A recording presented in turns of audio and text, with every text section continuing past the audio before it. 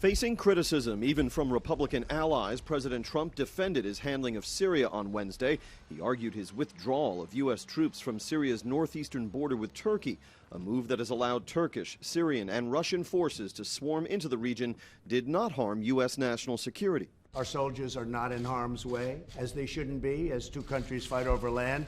That has nothing to do with us.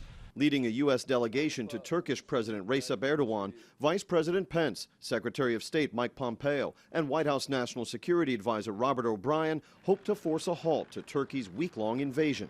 The sanctions that were announced today will continue and will worsen unless and until Turkey embraces an immediate ceasefire.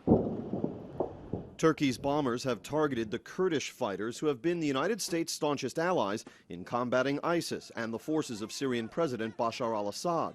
Foreign policy analysts across the ideological spectrum have denounced President Trump, who has slapped sanctions on Turkey, for appearing initially to green-light the invasion. He will have American blood on his hands if he abandons Kurds, because ISIS will come back. Synclair Broadcast is the author of Erdogan's Empire, Turkey and the Politics of the Middle East, published last month. Perhaps in this case, President Erdogan's calendar was moving ahead in a much speedy manner than President Trump's and American calendar.